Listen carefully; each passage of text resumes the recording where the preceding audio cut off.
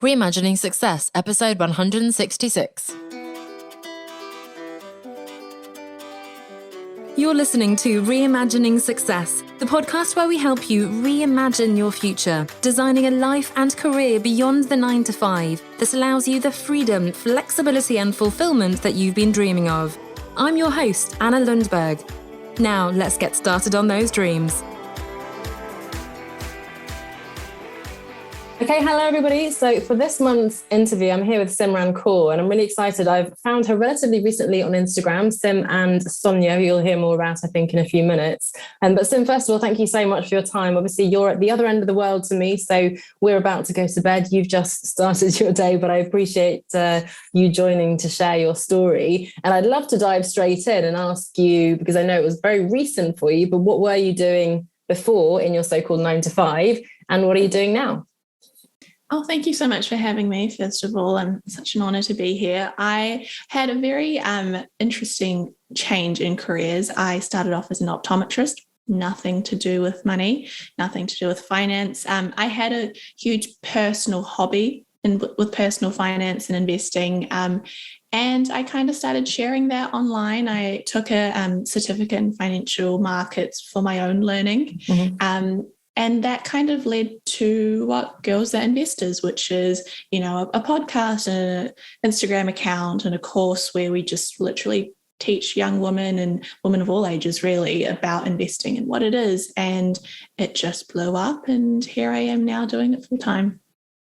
Amazing. Well, congratulations for taking that step, and congratulations on the amazing results. I know you are number one business podcast and all sorts of incredible results in quite a short space of time, I guess. If you go back then, it sounds like it came very organically from an interest, as you said, that you pursued. Did you have an inkling? Were you planning this is going to be my empire when you started that? Or was it very much, accidental and just because of the incredible response you've had, it's sort of grown out of that? I think it was maybe 50-50. Like I have always kind of been that, like when I was younger, that kid that was like, what can I do? What business can I own? And I've always kind of had the side hustles in university.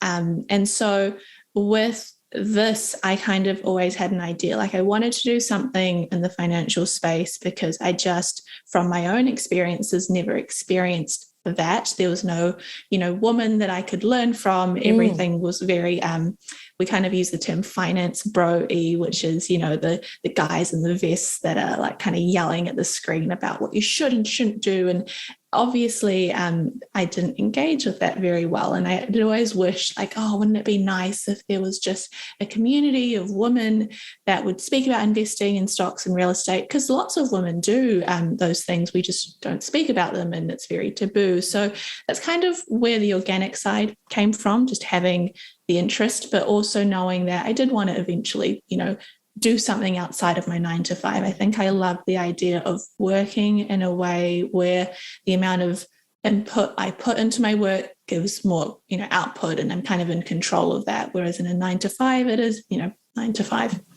Yeah. And sometimes not 9 to 5, but there's definitely a ceiling, isn't there? You can work harder and harder, but it's not that the income from that necessarily is going to be exponential as you work. There is a limit, isn't there? And then there's risks of burnout and so on. So first of all, so important. And I agree, I didn't have any of that education from, I think, my family. Money is often a topic that parents argue about. And if I think about it, the books I've read have been male authors, or possibly more sort of on the mindset, all this kind of, to help women feel better about money. But I love that you have the really tangible investing advice, very down to earth, very, I want to say almost easy, but it's not easy, but it's something that we can all learn, right? So I think it's a really powerful message. What was it that led you then to go all in? So it was November 2021, right, that you quit that 9 to 5. So was there anything around that moment that really made you think, wow, yes, this is definitely something I'm now going to pursue and leave this other career behind? Yeah, so the way it kind of happened was quite organic. I had the free podcast, the free Instagram for about 18 months, I want to say. And that was it was a very good thing to do now, looking back at it. Obviously, hindsight is 2020. You don't expect these things. But it had built such a great, genuine community, and a community of people that knew that we were there to help, and we were there just to share our knowledge and our information. And it got to the stage where we were like, okay, I think like I'm ready to monetize this and I'm ready to put out an offer. We had done like, sponsorships here and there, but nothing that would, I guess, be substantial enough to quit my job. And I had sort of side hustles on the side that were bringing in income as well. And I kind of wanted to put everything together that we taught and turn it into a course, because we were having so many people that were kind of like, thanks for the podcast. It's helpful, but I'm kind of listening to it when I'm washing, my laundry or when I'm driving. And so it's a very passive form of listening, and I don't always, take it all in. Mm-hmm. And other people were saying, I wrote like notes and notes and notes sitting down, listening to your podcast. And so it was kind of a natural transition to go, okay, we should probably start doing some video format where people can see what we're talking about. How can we do that? How can we kind of give people a step-by-step approach? Because even by listening to the podcast, a lot of people still say that they felt scared and they weren't quite ready to, take that next step. So that's kind of when the course came out, and I did a pre-sale. So I hadn't, filmed and edited and had like a very crisp, course ready. I just wanted to gauge what people would even be interested in. And it did very well. And I put in my notice. Amazing. Well, it sounds, again, very organic. And I often tell my clients to build that audience. As you said, it's sort of hindsight is 2020, but actually warming them up, building that community before you start throwing things to sell at them is really powerful. I think it requires a bit of patience, maybe, because some of us, if we want to quit our jobs quickly, maybe want to monetize right away. So good for you for providing that value for a long time, so that then there was an obvious need, as you said, to produce that. And what were your other side hustles then? Are they unrelated to the business you're doing now? Yeah, so before all of this, I actually run a very strong feminist community on Instagram called The Indian Feminist. It's got 300,000 followers. So it's a nice large thing there. But we did merchandise and shirts and tote bags and such.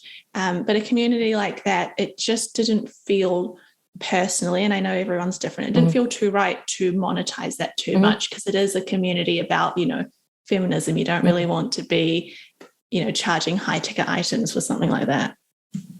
Okay, fair enough. Well, that's incredible to have that platform as well, and kind of a portfolio of different outlets for your expression. So congratulations on that as well. It sounds like you're very poised, very successful. Everything's gone very well. I have to poke a little bit and ask, what were the challenges, both from your own internal perspective in terms of maybe confidence or mindset, and also anything else that you found difficult now in the first months, I guess, but now especially as you start to monetize? So many challenges. I definitely not as easy as maybe I think I have short-term memory loss, where I forget just how hard and crazy and stressful it was at the time. It's probably a good thing, isn't it, to help you to keep going? Otherwise you'd wallow in the tragedy of the difficulty. Yeah, absolutely. So with Girls and Best, initially, it was just a fun project, so there weren't too many challenges. I think the biggest challenge at the start was just having the mindset of a successful business while still being a very small business. And so that's something that's always worked well for me with the Indian Feminist. With this, when we go into it, we don't go in being like, only a couple of hundred people listen. There's no need to edit it, the podcast well. There's no need to create high quality content. But we went in and kind of spoke with an energy as if, people were listening and we did have something worth saying. And that worked out quite well, but that was also a challenge because we work a 9 to 5, and my co-host Sonia jumps in for the podcast once a week, and then that's kind of her role, and she'll edit with me sort of time to time as well. And so, it's not easy, one, doing something like that outside of your work hours, but also two, trying to rope your best friend into also sort of helping you on your journey. There were definitely times at the start where we would not agree with the level of output. And I had to learn very quickly that this is my passion, this is my baby, and no one else is really and understandably going to put in the same effort that you are. That's a really interesting one, actually. I often have people wanting to, I'm very sort of, I don't want to say a loner, but I like to work by myself. I'm very self-motivated and I get on quite well by myself, but a lot of people want to have a co-founder and so on. And as you say, there are different challenges, I guess, when you bring someone else on, having the same level of time, energy, the exact same vision. You can bring so much to the table with different people, but obviously it can be hard too. I love what you said about already sort of projecting yourself into the future success when you start. Again, that's kind of challenging because it makes me think, oh, you've got to invest in all the equipment and tools and editing and so on. But at the same time, thinking big, I think, as you said, really allows you to produce the quality and to have the confidence rather than just to, as you say, undermine what you're doing, I suppose, thinking it's quite small. So how have you overcome some of these challenges then? Any particular sources of support in terms of friends, mentors? I know you mentioned you did the course in finance, obviously, and so on. But apart from that, where have you got the help and support you've needed? I think I've been quite lucky where I have had quite strong support systems. So my best friends, my family, and they are very honest people, and they will tell me when I start to derail a little bit, is probably the best way of putting it. So, you know, as an entrepreneur, I think a lot of us, when we speak about success, it's kind of like a never-ending goal, and you kind of reach your goal and then onto the next one and onto the next one. And that's very much my personality. And so I'd often have friends be like, you know, slow down. Are you ever going to be happy? And so I've had a lot of challenges in that regard. And with, you know, working with Sonia, because we've been best friends for 20 years and, you know, we're 25, so a big chunk of our life, we can have honest conversations and sort of sit down and say, well, okay, well, XYZ isn't working. Let's put some plans into place. And I guess, I'm very similar. I would regard myself as someone that's really good at just working by myself and so working alongside someone.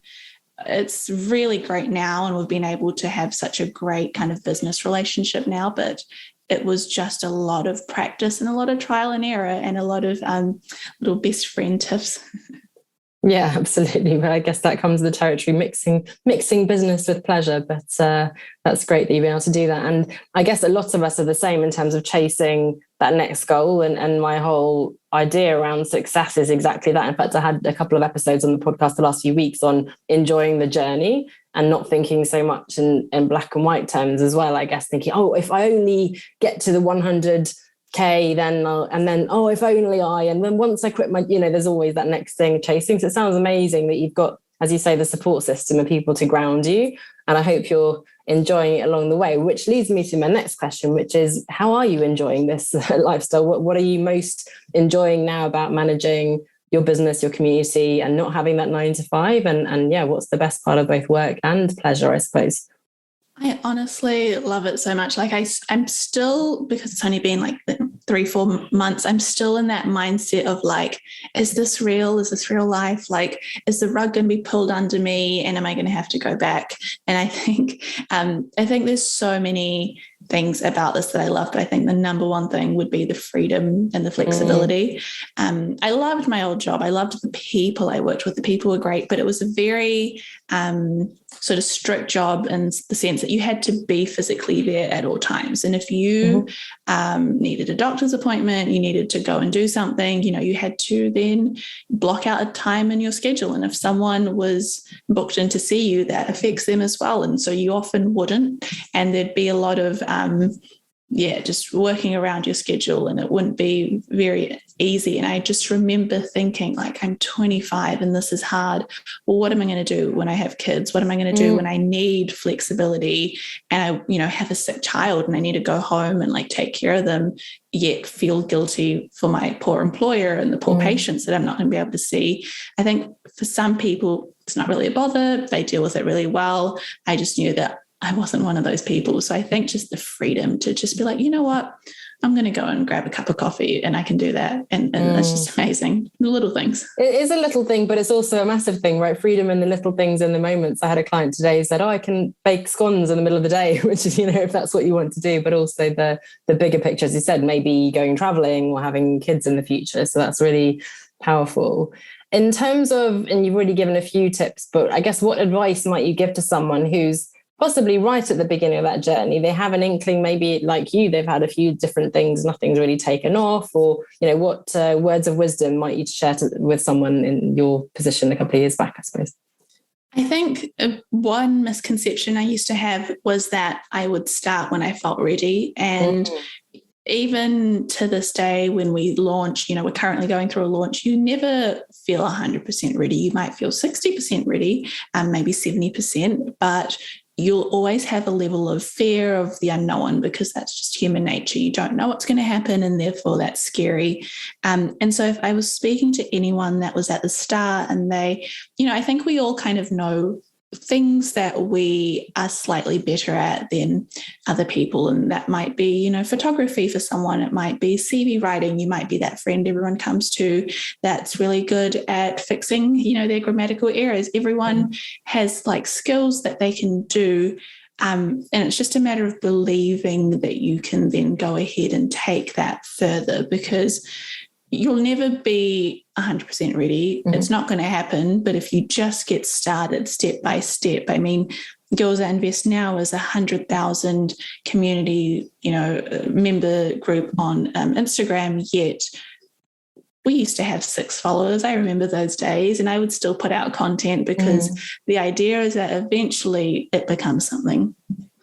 That's incredibly inspiring. And I think a lot of listeners will be at that 6 follower level, I suppose, given that you've built those 2 incredible communities, the 300K and now the 100. Any other tips specifically there in terms of, as you say, showing up as if you're bigger, I suppose, but anything else in terms of what creates something that will build into such an amazing community that you've now built twice? I think another thing that has always worked for me is, again, kind of going in with the mindset of like, this is going to be a community, and therefore kind of speaking that way. And so engaging with everyone that engages in your content, replying to people. I would spend a lot of time on Instagram just jumping on, speaking to other people that were doing what I was doing, and they might have had like 10,000 followers, I might have had 10, but I was still out there, building those connections. And I think the number one kind of secret sauce to growing accounts quite quickly for me is just creating content that is feel-good content and that is shareable. So things that are like hot tips or 3 things I learned, and things that people want to then send to their friends or put on their story, and therefore, you reach an even wider audience. That is really it. It's very simple. Well, it's simple to say now, but yeah. Yeah, I think we're all looking for that secret sauce, aren't we? But I do find your posts also very inclusive and community-based. You feel like you're part of that community following you. I really enjoy that. It's not just, the messaging back and forth and commenting, which is amazing. But I think there's something about what you're posting that also feels like you have that community in mind to begin with. So you're doing a good job. Well done. Oh.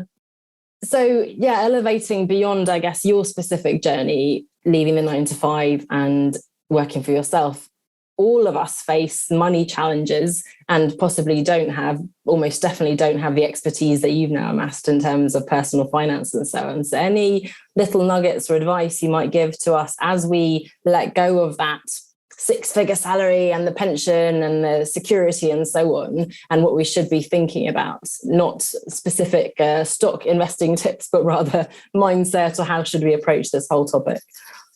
It's a really good question, because like when I was working, it was very stable job, very stable salary, and a really good salary for someone that, was a graduate. And so there's like this term, golden handcuffs, which I'm sure you're really familiar with. For anyone that's listening that isn't aware, it's the idea that your job pays great and it kind of makes you want to stay because the pay is really good. And so therefore kind of golden handcuffs. What for me, I was very aware that I needed to have a lot of stability before I fully quit. And I think I took that a little bit too far. I think I held on to my job a lot longer than I needed to. I definitely could have left sooner, but part of me, just was so scared because I didn't know anyone that had done anything like this. I had all my friends and family just be like, why are you still working? And there was one day when I was updating my LinkedIn and I was kind of looking at all the different things I did, like freelancing here and doing this and content creation and of course, Girls That Invest and the Indian Feminist and then optometrist. And I was like, one of these does not look like the other. And I really need to cut my losses and kind of move forward. But yeah, I think more than anything, the best thing that I did was just list out, what I was making, because I think at that time I wasn't really keeping good track. So listing out what I was making and then listing out what I kind of expected for the next year. But most importantly, listing what my expenses were. And I think I got this from a YouTube video where someone explained, write down what you need to survive, what's your mortgage, because I do have a mortgage, and so that was a little bit stressful for me. What's your mortgage, what's your bills, what would you need to just get by? And if you can make that through your business, or if you're making it through your business, you can technically leave. You'll still have a roof over your head, you'll still have food to feed yourself. And I know I speak from a place of privilege because I don't have children, I don't have other responsibilities. So for me, it was just me. And I think maybe it's a bit harder if, there are other people reliant on you for income, but I was happy to take that leap of faith and know that worst case scenario, if I have to sell my house, I'd never want to, but if I had to, am I, going to die? No, I'll be okay.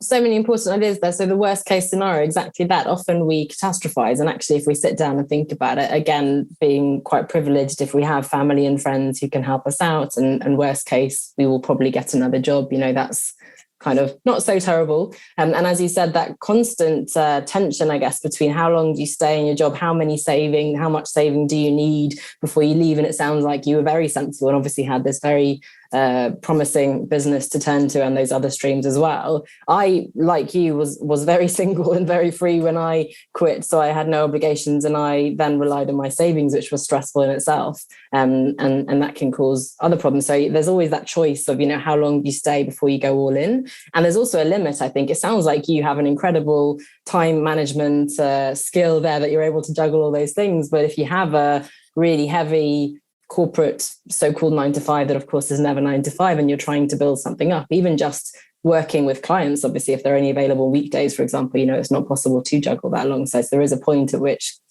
people have to make that decision to go all in. And as you said, it's really up to you in terms of your specific situation. But I loved your very simple but very powerful advice of actually sitting down and looking at the numbers, because I think that's one of the things we just put our head in the sand, don't we? Oh, I'm not good with numbers. Oh, I don't know. Oh, I need the salary and I don't have, and then without actually sitting down, and hopefully we'll be pleasantly surprised as to where we can cut costs and how much we actually need. And probably it's less than we actually think we do, don't we? So that's excellent advice. And of course, we'll direct people to your podcast and your Instagram as well. And can you just, as we wrap up, tell us a little bit more about, so now exactly what is Girls That Invest? What is the business model, I guess? And then, of course, how can people find out more? Yeah, absolutely. So Girls That Invest, we're basically an online learning platform for women and men and anyone that kind of feels like the traditional way of learning about investments and learning about finances is, not as accessible and not as inclusive. So we are a podcast. We're a number one podcast in the money space. We have a very sweet, probably like what I would consider my child Instagram community, which is 100,000 people strong. And it's really great. We put out a lot of content there. And then we have our masterclass. And so when people are ready to then take that step and actually dive into becoming an investor, a long-term passive investor, that's where the masterclass comes in. And yeah, that's very, very simple. I guess I kind of like to keep it that way. Sounds like it's working for you. Thank you so much, Sim. So we'll link to those in the notes. But thank you so much for your time today. Thanks for sharing. And congratulations on taking some kind of leap of faith, but having built an incredible community and platform to leap onto. So looking forward to seeing what you do with the platform. And I'm sure there'll be other new ideas coming out as well. So best of luck. And yeah, here's to a successful 2022. Oh, thank you so much for having me. I think honestly, like these kinds of things, these kinds of podcast platforms, they're so great because not everyone wants the 9 to 5. Some people do, that's fine. But it's just so good to hear other people's stories, how they did it. And yeah, really love what you're doing.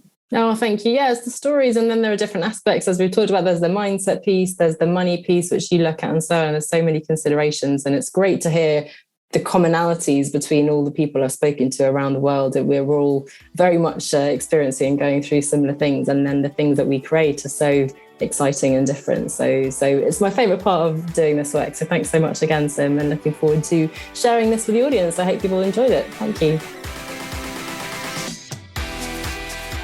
If you'd like to create your own transition story and escape the 9 to 5 to work for yourself, then come and join us over in the Business Incubator. This is a comprehensive online program and community designed to give you the roadmap that you need to help you figure out what you really want to do, come up with a workable plan, and take the right steps to achieve it. Read more and join us over on onestepoutside.com/9 to 5. That's onestepoutside.com/9 to 5.